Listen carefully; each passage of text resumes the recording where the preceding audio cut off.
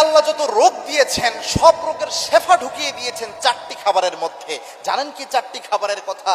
আমাদের প্রায় সময় মিনিমাম এই চারটি খাবার মাঝে মাঝেই খাওয়া উচিত। আল্লাহর হাবিব সাল্লাল্লাহু আলাইহি ওয়াসাল্লামের হাদিস থেকে জানা যায় এই পৃথিবীতে যত রোগ রয়েছে ম্যাক্সিমাম রোগের শেফা এই চারটা খাবারের মধ্যে আল্লাহ রাব্বুল আলামিন ঢুকিয়ে দিয়েছেন। আল্লাহু আকবার। মনে রাখবেন রাসূল সাল্লাল্লাহু আলাইহি ওয়াসাল্লামের একটা চমৎকার হাদিস রয়েছে, যেটা কিছুদিন আগেও আমরা প্রমাণ পেয়েছি। আল্লাহর হাবিব সাল্লাল্লাহু আলাইহি ওয়াসাল্লাম জানিয়েছেন আল্লাহ রাব্বুল আলামিন এই পৃথিবীতে এমন কোনো রোগ দেন নাই যেই রোগের শেফা আল্লাহ রাব্বুল আলামিন দেন নাই। প্রত্যেক রোগের শেফা আল্লাহ রাব্বুল আলামিন এই পৃথিবীতে রেখেছেন, শুধু আমাদের খুঁজে বের করে নিতে হবে। শুধু খুঁজে বের করানো দরকার। যখন করোনা আমাদের কোভিড-19 প্রথম আসে বাংলাদেশে বা ওয়ার্ল্ড ওয়াইড যখন এটা ছড়িয়ে যায়, প্রথম ডক্টররা বলেছিল যে এই কোভিড-19 যে একটা ধাক্কা যাবে, এই ধাক্কা থেকে বিশ্ব 100 বছর পর্যন্ত বের হয়ে আসতে পারবে না এবং এটার কোনো চিকিৎসা নাই, এটার কোনো প্রতিষেধক নাই, মারাত্মকভাবে বলতেছিল। কালের পরিক্রমায় দেখেন 18-19 সাল 20 সালের দিকে যখন করোনার ওই পরিস্থিতি, আর এখন চিন্তা করেন মনে হয় বাংলাদেশে পৃথিবীতে আমাদের দেশে হয়তো কোনোদিন করোনা আসেই নাই, আমরা ভুলেই গেছি ওই পরিস্থিতির কথা। তার মানে আল্লাহ রাব্বুল আলামিন আমার রাসূল সাল্লাল্লাহু আলাইহি ওয়াসাল্লামের ওই উম্মতকে কোনো বালা মুসিবত কোনো রোগ ব্যাধি একদম ধাপ করে চাপিয়ে দিয়ে একদম শেষ করে দেন না, এটাই স্বাভাবিক সিস্টেম। তবে আমাদের অবশ্যই সুন্নাহ অনুযায়ী চলতে হবে। তার মধ্যে রাসূলের 4টি খাবার অন্যতম পছন্দের ছিল। এক নাম্বার যে খাবারটা রাসূল সাল্লাল্লাহু আলাইহি ওয়াসাল্লাম যেটার মধ্যে শেফার কথা বলেছেন সেটা হচ্ছে জমজমের পানি। রাসূল সাল্লাল্লাহু আলাইহি ওয়াসাল্লাম শেফার জন্য, যে কোনো শেফার জন্য রাসূল সাল্লাল্লাহু আলাইহি ওয়াসাল্লাম জমজমের পানি সাজেস্ট করতেন। এবং কি আল্লাহর হাবিব সাল্লাল্লাহু আলাইহি ওয়াসাল্লাম জানিয়েছেন মাউজ জামজাম লিমা শুরিবালা, জমজমের পানি যেই নিয়তে খাওয়া হয় ওই নিয়তকে আল্লাহ রাব্বুল আলামিন কবুল করে নেয়।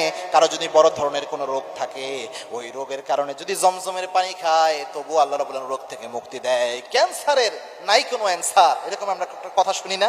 আপনি বিশ্বে এরকম কয়েকটা বিরল ঘটনা রয়েছে, আপনি যদি একটু ইন্টারনেট সার্চ করেন, বিভিন্ন পোর্টালগুলো ফলো করবেন, দেখবেন জমজমের পানি খেয়েছে কোরআন দিয়ে, কোরআনের সাথে রোগ থেকে মুক্তি পেয়েছে। এরকম ক্যারিসম্যাটিক ঘটনা, মিরাক্কেল ঘটনা এই বাংলাদেশের প্রেক্ষাপট না, ওয়ার্ল্ড ওয়াইড কয়েকটা প্রেক্ষাপটে এরকম ঘটনা পাওয়া যায়। 2-1 ভাইয়ের ক্ষেত্রে এরকম হয়েছে যে তারা ক্যান্সারের রোগ থেকে আল্লাহ রাব্বুল আলামিন তাদের বাঁচিয়ে দিয়েছে জমজমের পানি কোরআনের সাথে কোরআন পড়ে খাওয়ার কারণে। 2 নাম্বার যে খাবারটার মধ্যে শেফা রয়েছে সেটা হচ্ছে যে রাসূল সাল্লাল্লাহু আলাইহি ওয়াসাল্লামের অন্যতম প্রিয় খাবার, সেটা হচ্ছে মধু। এবং কি আল্লাহর হাবিব সাল্লাল্লাহু আলাইহি ওয়াসাল্লাম বলতেন আলাইকুম বিশিফাইন, 2টি খাবারের মধ্যে তোমাদের জন্য শেফা রয়েছে, একটা হচ্ছে আসাল ওয়াল কোরআন, একটা হচ্ছে মধু আর একটা হচ্ছে কোরআন।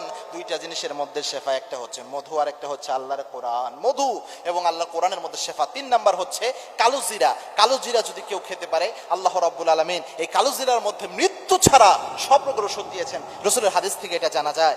এবং 4 নাম্বার হচ্ছে আজওয়া খেজুর, যেটা অন্যতম গুরুত্বপূর্ণ একটি বিষয়। এবং আল্লাহর হাবিব বলেছেন কোনো ব্যক্তি যদি প্রত্যেক দিন 7টা আজওয়া খেজুর সকালে খায় একদম মৃত্যু ছাড়া পৃথিবীর সমস্ত রোগের জন্য এই আজওয়া খেজুর ওই ব্যক্তির জন্য কাজ করবে। পৃথিবীর কোনো বিষ ওই ব্যক্তির শরীরে কাজ করতে পারবে না, কোনো বিষ ওই ব্যক্তির শরীরে কাজ হবে না। এটা প্রমাণ এই হাদিসকে চ্যালেঞ্জ করেছিল একদল খ্রিস্টানরা, সম্ভবত তারা চ্যালেঞ্জ করেছিল যে এই হাদিসকে প্রমাণ করেন। একজন আলেম সে 7টা সত্যি আজওয়া 7টা খেজুর খেয়ে সে বিষ পান করেছিল, সবচেয়ে বিষাক্ত বিষ, তবু আল্লাহ রাব্বুল আলামিন তাকে বাঁচিয়ে রেখেছেন। এগুলা সবগুলা মেডিকেল সায়েন্স দ্বারা প্রমাণিত। আল্লাহ রাব্বুল আলামিন বুঝার তৌফিক আমাদের দান করুন, আল্লাহুম্মা আমিন।